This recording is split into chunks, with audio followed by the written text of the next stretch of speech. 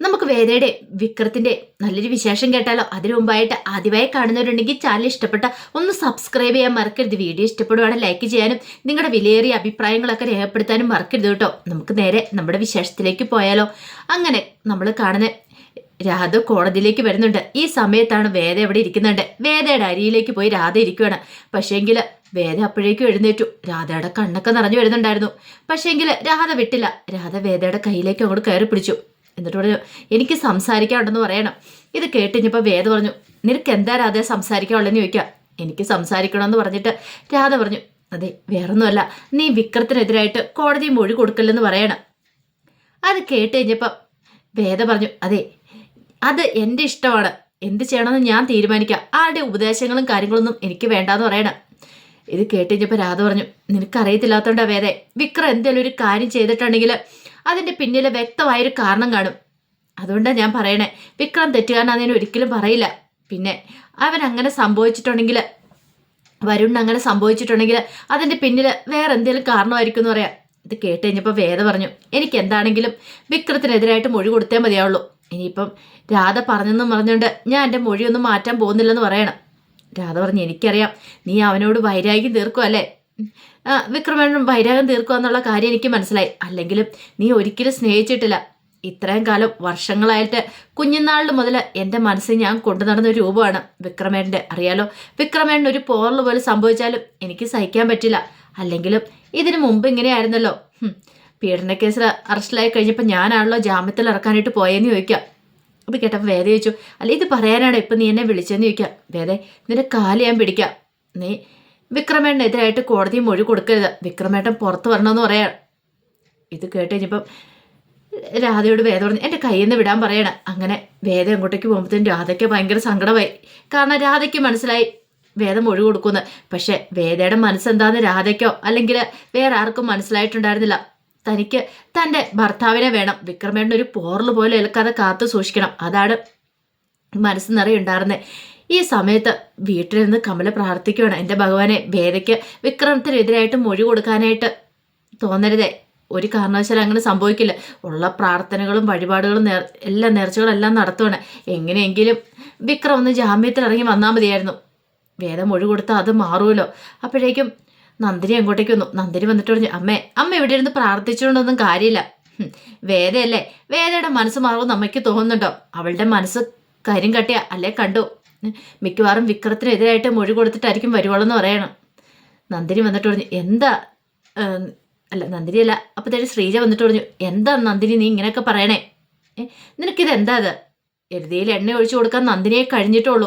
കിട്ടിയ അവസരം നന്നായിട്ട് വിനിയോഗിക്കുകയാണ്. കാരണം വേദയെ എങ്ങനെയാലും ആ വീട്ടിൽ നിന്ന് അടിച്ചു പുറത്താക്കണം, അത് മാത്രമാണ് ഇപ്പോഴത്തെ നന്ദിനിയുടെ ഉദ്ദേശം എന്ന് പറഞ്ഞാൽ. അതിനായിട്ട് കിട്ടിയൊരു അവസരമാണ്, അപ്പം അത് മുതലാക്കണം. അപ്പം അതിനു വേണ്ടിയിട്ടാണ് കമലയുടെ മനസ്സിലേക്ക് എരിവരി കയറ്റി കൊടുത്തോണ്ടിരിക്കുന്നത്. കമല പറഞ്ഞു, അങ്ങനെയൊന്നും സംഭവിക്കില്ല, എൻ്റെ മോൻ ജാമ്യത്തിൽ ഇറങ്ങി വീട്ടിലേക്ക് വരും എന്നൊക്കെ പറയാണ്. ഈ സമയത്ത് കോടതി കൂടുന്ന സമയത്ത് ശങ്കരനാരായണൻ വന്ന് ജഡ്ജി കസാരയിലേക്ക് ഇരിക്കുകയാണ്. പിന്നീട് വിക്രത്തിനെ അങ്ങോട്ട് കൊണ്ടുവരുവാണ്. ഈ സമയത്ത് വേദ അവിടെയുണ്ട്. അങ്ങനെ വിക്രത്തിൻ്റെ കേസ് അങ്ങോട്ട് വിളിക്കുകയാണ്. വിക്രത്തിൻ്റെ കേസ് വിളിച്ച് വക്കീലുമാർ വാദിക്കാനായിട്ട് തുടങ്ങി. ഈ സമയത്ത് വിക്രത്തിന് വേണ്ടി ഹാജരായിട്ടുണ്ടായിരുന്നേ വക്കീല് മിടുക്കനായൊരു വക്കീലായിരുന്നു. കാരണം ശ്രീനിവാസൻ അത്ര മിടുക്കനായിട്ടുള്ള ആളെയായിരുന്നു വെച്ചിരുന്നത്. എങ്ങനെയും എത്രയും പെട്ടെന്ന് തന്നെ വിക്രത്തിന് ജാമ്യം കിട്ടണം, അതിനു വേണ്ടിയിട്ടാണ് അത്രയും പ്രഗത്ഭനായിട്ട് വക്കീലിനെ വെച്ചത്. ഈ സമയത്ത് വേദയ്ക്കാണ് നല്ല ടെൻഷൻ ഉണ്ടായിരുന്നു. കാരണം താന് മൊഴി കൊടുക്കാൻ പോവാണ്. പക്ഷെ മൊഴി കൊടുക്കാതിരിക്കാൻ തനിക്ക് സാധിക്കില്ല. അങ്ങനെ വിക്രത്തിൻ്റെ കേസ് വിളിച്ച് വാദപ്രതിവാദങ്ങളൊക്കെ നടക്കുകയാണ്. അവസാനം ശങ്കരനാരായണൻ ചോദിച്ചു, സാക്ഷിയുണ്ടോയെന്ന് ചോദിക്കുകയാണ്. ഇതിന് സാക്ഷിയുണ്ടെന്ന് പറയാം. അങ്ങനെ വേദയെ കൂട്ടിലേക്ക് വിളിപ്പിച്ച് കയറ്റുവാണ്. ഈ സമയത്ത് എല്ലാവരും ആകാംക്ഷപൂർവ്വം അങ്ങ് കാത്തിരിക്കുകയാണ്, വേദ എന്തായിരിക്കും മൊഴി കൊടുക്കാൻ പോകുന്നതെന്ന്. പിന്നീട് വക്കീല് വേദയോട് ചോദിച്ചു, നിങ്ങൾ അന്നത്തെ ദിവസം ഈ നിൽക്കുന്ന ആള് വരുണിനെ ഇടിക്കുകയൊക്കെ ചെയ്യുന്ന കണ്ടതാണോ എന്ന് ചോദിക്കുകയാണ്. കണ്ടാന്ന് പറയണം. അതെ, ഇവൻ തന്നെയാണെന്ന് ഉറപ്പുണ്ടോയെന്ന് ചോദിക്കണം. അതേന്ന് പറയണം. അങ്ങനെ വിക്രത്തിനെതിരായിട്ട് മൊഴി കൊടുക്കുക. പക്ഷെ വേദയ്ക്കല്ലേ അറിയത്തുള്ളൂ എന്തുകൊണ്ടാണ് അങ്ങനെ മൊഴി കൊടുക്കുന്നതെന്ന്. കാരണം വാസവൻ്റെയൊക്കെ ആഗ്രഹം വിക്രം എങ്ങനെയും ഒന്ന് പുറത്തു വരണം. വിക്രം പുറത്തു വന്നാൽ മാത്രമേ തൻ്റെ ഉദ്ദേശം നടക്കുള്ളൂ. വിക്രത്തെ തീർക്കാൻ വേണ്ടിയിട്ട് കാത്തിരിക്കുക. പക്ഷേങ്കിൽ ആ ആഗ്രഹം നടക്കില്ല. വേദ ജീവിച്ചിരിക്കുന്നിടത്തോളം കാലം ആഗ്രഹം നടക്കരുന്ന് വേദയ്ക്ക് നന്നായിട്ടറിയാം. അവന്മാരുടെ ഒരു ആഗ്രഹം നടക്കാനായിട്ട് പോകുന്നില്ല. ഇത് കേട്ട് കഴിഞ്ഞപ്പോഴത്തേനും ശ്രീനിവാസനൊക്കെ വല്ലാത്തൊരു ബുദ്ധിമുട്ടായിരുന്നു. വേദ മൊഴി കൊടുത്തു കഴിഞ്ഞിരിക്കുന്നു. അങ്ങനെ അവസാനം വിക്രത്തിനെ 14 ദിവസത്തേന് ജയിലിലേക്ക് വിടുകയാണ്. കോടതി റിമാൻഡ് ചെയ്യുകയാണ്. ഈ സമയത്ത് വേദ പുറത്തേക്ക് ഇറങ്ങി വരുമ്പോഴത്തേനും അവിടേക്ക് വന്നിട്ട് ജോസഫൊക്കെ പറഞ്ഞു, ഇപ്പം സമാധാനമായല്ലോ അല്ലേ?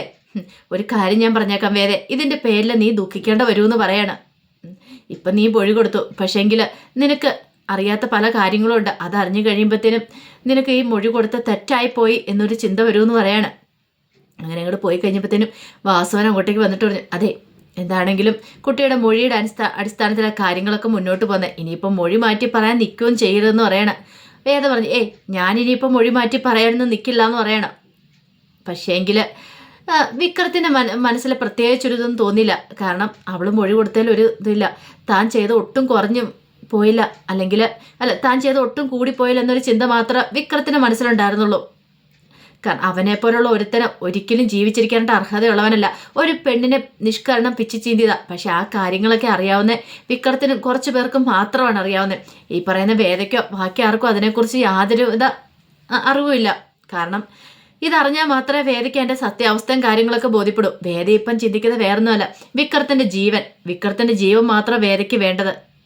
അങ്ങനെ വേദ തിരികെ വരുവാണ്. അങ്ങനെ വിക്രത്തിനെ കോടതിയിൽ നിന്ന് നേരെ ജയിലിലേക്ക് കൊണ്ടുപോവാണ്. റിമാൻഡിലേക്ക് ജയിലിലേക്ക് അങ്ങോട്ട് കൊണ്ടുപോവാണ്. പക്ഷേ വാസവൻ അത് വലിയൊരു അടിയായിരുന്നു. വാസവൻ ഇത്രയ്ക്ക് പ്രതീക്ഷയില്ല. അവൻ പുറത്ത് വന്നു കഴിയുമ്പോൾ അവനെ തീർക്കാനായിട്ടിരുന്ന വാസവൻ ആകെപ്പാടെ വല്ലാത്ത ടെൻഷനായിപ്പോയി. അവനെ കൈ കിട്ടത്തില്ലല്ലോ. ശ്രീനിവാസൻ വിക്രത്തോട് പറഞ്ഞ്, നീ പേടിക്കണ്ട, നീ ധൈര്യമായിട്ടിരിക്കുക, നിനക്കൊന്നും സംഭവിക്കാനായിട്ട് പോകുന്നില്ല, എന്ത് വേണമെന്ന് എനിക്കറിയാം, ഞാൻ നോക്കിക്കോളാം എന്നൊക്കെ പറയാണ്. അങ്ങനെ അങ്ങോട്ട് പോയി കഴിഞ്ഞ് കഴിഞ്ഞപ്പോഴത്തേനും ശ്രീനിവാസൻ വേദയുടെ അടുത്തേക്ക് വരുന്നുണ്ട്. പിന്നീട് പറഞ്ഞു, നീ ഇപ്പം ചെയ്തോണ്ടല്ലോ, ഞാൻ നോക്കിയിട്ട് നിന്റെ കണ്ണി ശരിയായിരിക്കും, പക്ഷെ എൻ്റെ കണ്ണിലെ തെറ്റാ. അവനെ പുറത്ത് പറഞ്ഞായിരുന്നു, അവനൊരിക്കലും അകത്ത് കിടക്കേണ്ടവനല്ല വേദ എന്ന് പറഞ്ഞിട്ട് ശ്രീനിവാസനും കൂടെ അങ്ങോട്ടേക്ക് പോവാണ്. പിന്നീട് വേദ വീട്ടിലേക്ക് വരുമ്പോൾ മാഷ് അങ്ങോട്ടേക്ക് ചെന്നു. മാഷ് ചെന്ന് കഴിഞ്ഞപ്പോഴത്തേനും വേദയുടെ കണ്ണൊക്കെ നിറഞ്ഞു വന്നു. മാഷിൻ്റെ കാര്യം മനസ്സിലായി, എന്താ ഏതാന്നൊക്കെ. പിന്നീട് മാഷ് പറഞ്ഞു, എനിക്കറിയാം, ഇനിയിപ്പം നീ കൂടുതലൊന്നും പറയേണ്ട വേദ, ഏതാ സംഭവിച്ചതെന്ന്, ധൈര്യമായിട്ടിരിക്കുക, എന്തിനു വേദന ഞാനുണ്ട് കൂടെ എന്നൊക്കെ പറഞ്ഞിട്ട് മാഷ് അങ്ങോട്ടേക്ക് പോവാണ്. ഈ സമയത്ത് വേദ അവിടെ ഇങ്ങനെ ഇരിക്കുക, വന്നുപടി അകത്തേക്ക് പോലും കയറാതിരിക്കുകയാണ്. അപ്പോഴേക്കുമാണ് കമല അങ്ങോട്ടേക്ക് വരുന്നത്, ഇറച്ചി കെട്ടി വരുന്നത്. കമല അപ്പോഴേക്കും അറിഞ്ഞു കഴിഞ്ഞിട്ടുണ്ടായിരുന്നു വിക്രത്തിന് ജാമ്യം കിട്ടിയില്ല, ജയിലിലേക്ക് കൊണ്ടുപോയി റിമാൻഡ് ചെയ്തെന്നുള്ള കാര്യം. കമലയ്ക്ക് സഹിക്കാൻ പറ്റുന്നതിൽ അപ്പുറമായിരുന്നു. കമല വന്നിട്ട് പറഞ്ഞു, നീ പറഞ്ഞ പോലെ തന്നെ പണി പറ്റിച്ചല്ലോ, ഇനി ഒരിക്കലും നിന്നെ ഞാൻ മോളായിട്ട് കരുതില്ല. ഇത്രയും നാൾ നീ കുടുംബത്തിലേക്ക് കയറി വന്നപ്പോൾ നിന്നെ മരുമോളായിട്ടല്ല മോളായിട്ടാണ് കണ്ടത്. പക്ഷെ അതിനുള്ള പ്രതിഫലം നീ എനിക്ക് തന്നു. ഇതിനൊരിക്കലും മാപ്പില്ല എന്ന് പറയണം. എൻ്റെ കോടതിയിൽ നീ വലിയ സത്യസന്ധയൊക്കെ ആയിരിക്കും, പക്ഷെ എൻ്റെ കോടതിയിൽ നിനക്ക് ഞാൻ മാപ്പ് തരില്ല. ഒരിക്കലും ഇനി എനിക്ക് നിന്നെ കാണുകയും വേണ്ടെന്ന് പറയണം.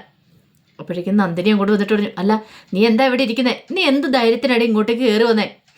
നിന്റെ ഭർത്താവെന്ന് പറയുന്നവനെ നീ ജയിലിലേക്ക് വിട്ടിട്ട് പിന്നെ നീ എന്ത് അവകാശത്തിലാണ് ഇങ്ങോട്ടേക്ക് വന്നേന്നൊക്കെ ചോദിക്കണം. ആ സമയത്ത് കമല പറഞ്ഞു, എൻ്റെ കൺമുനിന്ന് പോയിക്കോളാനൊക്കെ പറയണം. അപ്പോഴേക്ക് ശ്രീജ വന്ന് കമലയെ അങ്ങോട്ട് പിടിച്ചുകൊണ്ട് പോയി. ആ സമയം വേദൻ്റെ അകത്തേക്ക് കയറാൻ തുടങ്ങിയപ്പോഴത്തേനും നന്ദിനി അങ്ങോട്ട് പിടിച്ചു മാറ്റുകയാണ്. മര്യാദയ്ക്ക് എങ്ങോട്ടാന്ന് വെച്ചാൽ പോയിക്കണം, ഈ വീടിനകത്തേക്ക് നീ കയറണ്ടെന്നൊക്കെ പറയണം. വേദൻ നന്ദിനിയോട് പറഞ്ഞു, ഇപ്പോഴും ഞാനേ വിക്രം ശ്രീനിവാസിൻ്റെ ഭാര്യ തന്നെയാണ്, അതിനൊരു മാറ്റമില്ലെന്ന് പറയണം. അത് കേട്ടിപ്പോൾ നന്ദിനി പറഞ്ഞു, അവനെ അകത്താക്കിയിട്ട് വന്നിട്ട് വീണ്ടും നീ ഇങ്ങനെയൊക്കെ പറയണോ എന്നൊക്കെ പറഞ്ഞുകൊണ്ട് ഭയങ്കരമായിട്ട് ദേഷ്യപ്പെടുവാണ് വേദയോട്. പക്ഷേ വേദ അതൊന്നും കേൾക്കാൻ കൂട്ടാക്കിയിട്ടുണ്ടായിരുന്നില്ല. വേദ നന്ദിനിയെ തട്ടിമാറ്റി അകത്തേക്ക് കയറിപ്പോവാ. നന്ദിനി ഇത്രയ്ക്ക് പ്രതീക്ഷിച്ച കാര്യമായിരുന്നില്ല. കാരണം വേദയുടെ ഉള്ളിൽ വേറൊന്നുമല്ല, വിക്രത്തെ ഇപ്പോൾ തൽക്കാലത്തേക്ക് രക്ഷപ്പെടുത്തി. 14 ദിവസത്തേന് ഇനിയിപ്പോൾ പേടിക്കേണ്ട കാര്യമില്ല അവൻ്റെ കാര്യം ഓർത്തിട്ട്. അതിനുശേഷം ഉണ്ടായ സംഭവവാസങ്ങൾ ചിന്തിച്ചാൽ മതി എന്നൊരു ചിന്തയായിരുന്നു മനസ്സിലുണ്ടായിരുന്നത്. പക്ഷെ വാസവനാണെങ്കിൽ അവിടെ വെച്ച് അവനെ തീർക്കാനുള്ള പരിപാടികളൊക്കെ നോക്കിക്കൊണ്ടിരിക്കണം തന്നെ. പിന്നീട് വേദ അന്നത്തെ ദിവസം ആഹാരമൊന്നും കഴിച്ചില്ല. ശ്രീജ വന്ന് വിളിച്ചെങ്കിലും വേദ കഴിക്കാൻ പോയില്ല. അതുപോലെ തന്നെയായിരുന്നു കമലെ. പിന്നീട് വേദ ആകപ്പാടെ വിഷമിച്ച് ഇങ്ങനെ സിറ്റൗട്ടിൽ ഇരിക്കുന്ന സമയത്താണ് മാഷ് അങ്ങോട്ടേക്ക് വരുന്നത്. മാഷിനറിയായിരുന്നു വേദയുടെ മനസ്സെന്താന്ന്. ഇതേ ഒരു നിലപാട് മാഷ് മുമ്പ് എടുത്തിട്ടുണ്ട്. കുറേ വർഷങ്ങൾക്ക് മുമ്പ് മാഷ് ആ നിലപാട് എടുത്തിട്ടുള്ളതാണ്. കാരണം വിക്രത്തിനെതിരായിട്ട് നിന്ന അത് എന്തിനു വേണ്ടിയാന്ന് മാഷിനും അറിയാവുന്ന കാര്യം. പിന്നീട് മാഷ് വേദയുടെ അരിയിലേക്ക് വന്നിട്ട് വേദയുടെ കയ്യിൽ പിടിച്ചിട്ട് പറഞ്ഞു, മോളെ എനിക്കറിയാം നിന്റെ വിഷമം എന്താന്ന്, നീ അനുഭവിക്കുന്ന വേദന എനിക്ക് മനസ്സിലാവുന്നുണ്ടെന്ന് പറയാണ്. അത് കേട്ട് കഴിഞ്ഞപ്പം വേദ എൻ്റെ മനസ്സ് ഉറക്കുകയാണ്. എനിക്കറിയാം അച്ഛൻ എന്നെ മനസ്സിലാവുമെന്ന് എനിക്കറിയാം. ഞാൻ എന്തുകൊണ്ട് എന്തിനു വേണ്ടി ഇത് ചെയ്തു, വിക്രത്തിന് വേണ്ടി ഇത് ചെയ്തതെന്നുള്ള കാര്യം മാഷിന് നന്നായിട്ടറിയാം. ഇല്ലെന്ന് ചോദിക്കണം. അതേട്ടൻ മാഷ് പറഞ്ഞു എനിക്കറിയാൻ മോളെന്ന് പറയണം. ഈ സമയത്ത് വേദം പറഞ്ഞു വിക്രം ഉണ്ടല്ലോ എൻ്റെ ഭർത്താവാ, എൻ്റെ ഭർത്താവിനൊരു പോറൽ പോലും ഏക്കരുത്. അതുകൊണ്ടാണ് ഞാൻ ഇങ്ങനെ ഒരു കാര്യം ചെയ്തത്. ഈ ലോകത്തുള്ള എല്ലാവരും വിളിച്ചു പറഞ്ഞോട്ടെ വേദ ക്രൂരയാണ്, പക്ഷേങ്കിൽ എനിക്കറിയാം എൻ്റെ വിക്രത്തിൻ്റെ ജീവൻ എനിക്ക് വേണം. എൻ്റെ ഭർത്താവാ, എൻ്റെ കഴുത്തിൽ താലി കെട്ടിയ ആളുടെ ജീവന് ഉള്ളിടത്തോളം കാലം എനിക്ക് അദ്ദേഹത്തോടൊപ്പം ജീവിക്കണം. അതുകൊണ്ട് മാത്രമാണ് ഒരു പക്ഷേ ഈ സമയത്ത് ഞാനിങ്ങനെ ഒരു മൊഴി കൊടുത്തില്ലെങ്കിൽ വിക്രത്തിനെ വാസവൻ്റെ ഗുണ്ടകളും വാസവനും ചേർത്ത് തീർക്കും. അതുകൊണ്ട് മാത്രം ഇപ്പോൾ സേഫായിട്ട് അകത്താണെങ്കിൽ പിന്നെ സേഫ് ആണല്ലോ. അതുകൊണ്ട് മാത്രമാണ് ഞാനിപ്പോൾ ഇങ്ങനെ ഒരു മൊഴി കൊടുത്തതെന്ന് പറയണം. മാഷ് പറഞ്ഞു എനിക്കറിയാം മോളെ, നിന്നെ ഞാൻ മനസ്സിലാക്കിയില്ലെങ്കിൽ പിന്നെ ആരാ മനസ്സിലാക്കണമെന്ന് ചോദിക്കുകയാണ്. മാഷിന് കൃത്യമായിട്ട് കാര്യങ്ങൾ അറിയാം, അറിവും വിദ്യാഭ്യാസമുള്ള ആളല്ലേ. എന്തുകൊണ്ട് വേദ എങ്ങനെ ചെയ്തു? കാരണം വേദയ്ക്ക് അത്ര ഇഷ്ടമായിരുന്നു ഇപ്പോൾ വിക്രത്തിനെ. പിന്നീട് മാഷ് പറഞ്ഞു പേടിക്കണ്ട, ധൈര്യമായിട്ടിരിക്കുക. പിന്നീട് വേദ പറഞ്ഞു അച്ഛൻ എന്നോട് എപ്പോഴും എല്ലാ കാര്യത്തിനും കൂടെ ഉണ്ടാവുമെന്ന് ചോദിക്കുക. ഉണ്ടാവുമെന്ന് പറയണം. അങ്ങനെയാണെങ്കിൽ അച്ഛൻ എനിക്കൊരു വാക്ക് തരണമെന്ന് പറയാം. എന്ത്? പഴയ കുറേ കാര്യങ്ങളൊക്കെ ഉണ്ട്, അതെന്താണെന്ന് എന്നോട് പറയണം. എനിക്ക് അതിനെക്കുറിച്ച് കൂടുതലായിട്ടൊന്നും അറിയത്തില്ല. പലപ്പോഴും അവിടെ നിന്ന് ഇവിടുന്നും കുറച്ച് കേട്ടിട്ടുള്ള അല്ലാതെ ഏതാ സംഭവിച്ചതെന്നും അറിയില്ല എന്ന് പറയണം.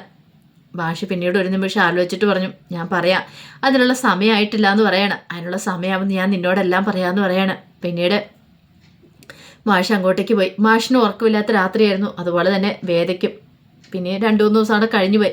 ഇനിയിപ്പോൾ കോടതിയിൽ റിമാൻഡ് കാലാവധി കഴിയുമ്പോൾ വീണ്ടും കാര്യങ്ങൾ നടക്കും. പിന്നെ ഇനിയിപ്പോൾ കുറ്റക്കാരനാണ് രണ്ടാമത്തെ ജാമ്യത്തിന് വേണ്ടി അപേക്ഷിക്കും. അപ്പോൾ കുറ്റക്കാരനാണെങ്കിലാണ് വീണ്ടും ശിക്ഷിക്കുകയും കാര്യങ്ങളൊക്കെ ചെയ്യുന്നത്. അപ്പോൾ ജാമ്യത്തിൽ എടുക്കണമല്ലോ.